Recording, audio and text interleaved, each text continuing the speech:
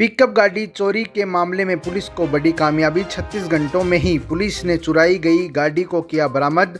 Haryana Rajasthan border के पास गाड़ी हुई बरामद। दोबड़ा गांव के एक घर से शनिवार रात्रि गाड़ी हुई थी चोरी। झुंझुनू जिले के सूरजगढ़ थाना इलाके के दोबड़ा गांव में हुई पिकअप गाड़ी चोरी के मामले में सूरजगढ़ पुलिस को बड़ी कामयाबी हाथ लगी है।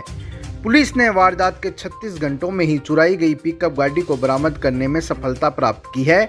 आपको बता दें कि थाना इलाके के दोबड़ा गांव निवासी परमेंद्र मेघवाल पिकअप गाड़ी से अपने परिवार का पालन पोषण करता है। शनिवार देर रात्रि को उसके घर के बाहर कोई अज्ञात चोर उसकी पिकअप गाड़ी को चुरा कर ले गया। रविवार को जब वह घर से बाहर आया तो उसे गाड़ी गायब मिली। परमेंद्र ने सूरजगढ़ थाने में उसके वाहन चोरी की इतला दी। सूचना पर सूरजगढ़ पुलिस मौके पर पहुंची और घटनास्थल का मौका मुआयना किया। पिकअप गाड़ी के टायरों के निशान हरियाणा की ओर कच्चे रास्ते से जाते हुए दिखे। पुलिस ने राजस्थान हरियाणा में बॉर्डर से लगते पेट्रोल पंप पर पहुंची। यहां पुलिस ने सीसीटीवी कैमरे खंगाले तो पुलिस को अहम सुराग मिले। पुलिस द्वारा पीछा किए जाने के बाद चोर पिकअप गाड़ी को रास्ते पर छोड़कर खेतों की ओर अंधेरे का फायदा उठाकर फरार हो गए। पुलिस वाहन को जब्त कर थाने लेकर आई है। पुलिस ने थाने की एक टीम को चोरों की तलाश के लिए फिर से रवाना कर दिया है। रात्रि को दोबड़ा से एक पिकअप गाड़ी परमेंद्र मेघवाल के घर से आगे से चोरी हो गई थी। इस सूचना सुबह उसने थाने पर रिपोर्ट दी, जिस पर हमने गांव में दोबड़ा जाकर मौका देखकर गाड़ी की लीक देखी। वे किस तरफ कच्चे रास्ते से होकर हरियाणा की तरफ जाना बताया। तो लोहारू के बॉर्डर पर जितने पेट्रोल पंप है सब पेट्रोल पंप चेक किए और गाड़ी में तेल कम था। और हरियाणा के गांव में जुब्बा इधर तलाश करते हुए गाड़ी के पीछे लगे रहे। बाद में तेल गाड़ी में कम होने की वजह से और मुलजिमों के पीछे पुलिस लग गई। इससे मुलजिमों को पता चल गया कि पुलिस पीछे लग रही है। अंधेरे का फायदा उठाकर मुलजिम गाड़ी को बॉर्डर पर हरियाणा और राजस्थान की सीमा के बॉर्डर पर जंगल में जोड़ में छोड़ के आगे उससे गाड़ी बरामद हुई। मुलजिमों की तलाश जारी है।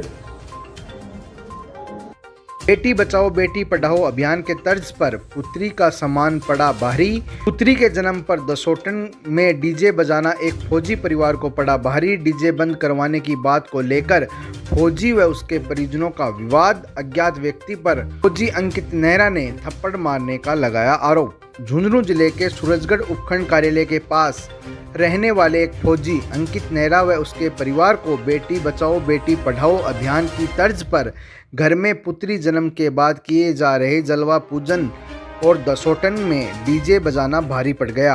डीजे बंद कराने की बात पर फौजी व उसके परिवार की प्रशासन के साथ तनातनी हो गई। इस दौरान फौजी को एक व्यक्ति ने थप्पड़ जड़ दिए, जिसके बाद फौजी व उसके परिजनों ने उपखंड कार्यालय में काफी देर तक हंगामा कर दिया।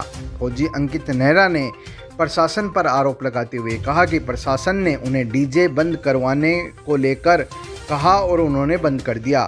कार्यालय में इस बारे में जानकारी लेने गया तो मोबाइल छीन लिया गया और मुझे 4-5 थप्पड़ मारे गए। उन्होंने कहा कि यहाँ पर प्रशासन देश सेवा में तैनात एक फौजी के साथ ऐसा सलूक करता है तो आम आदमी के साथ कैसा सलूक होगा। उन्होंने प्रशासन के ही किसी नुमाइंदे पर उन्हें थप्पड़ मारकर उनका अपमान करने का आरोप जड़ा है। हंगामा कर रहे फौजी परिवार के लोगों ने प्रशासन पर देश की सेवा के लिए बॉर्डर पर तैनात एक फौजी को थप्पड़ मारने की घटना पर नाराजगी जताते हुए आरोपी को कार्यालय से बाहर निकालने की मांग की। उपखंड कार्यालय पर हंगामे की सूचना पर सूरजगढ़ पुलिस के साथ डीएसटी की टीम भी मौके पर पहुंची। फौजी व उसके परिजनों को शांत करवाने के प्रयास किए गए। काफी देर तक चले फिल्मी ड्रामे के बाद डीएसटी प्रभारी रणजीत सिंह व एएसआई ईश्वर सिंह की समझाइश के बाद फौजी और उसके परिवार शांत हुए और कार्यालय परिसर के बाहर चले गए। आर्मी में हूँ और हमारा जलवा का प्रोग्राम चल रहा था, तो हम यहाँ पर डीजे बजा रहे थे। ये कह रहे हैं, इनका क्लेम है कि ये 3 बार मतलब इनको बंदे को भेजा गया है। हमारे पास कोई बंदा नहीं भेजा गया है सर। ठीक है सर। और लास्ट उसने मतलब डीजे को बंद कर दिया। तो फिर जस्ट हम उससे रूल पूछ रहे थे तो अनजान आदमी जो मेरा मोबाइल भी खोज कर लेकर गया है, और दूसरा मेरे को 5 थप्पड़ भी उन्होंने जड़ दिए। तो उनसे मैं जस्ट रूल पूछ रहा था, इनका इधर का ही बंदा है वो, और जस्ट रूल पूछ रहा था तो उन्होंने 5 थप्पड़े मार दिए। आम जनता की क्या यही हैसियत है? मैं प्रशासन से यही पूछना चाहता हूँ। और एक फौजी की एक फौजी की भी यही मतलब औकात है क्या? यही पूछना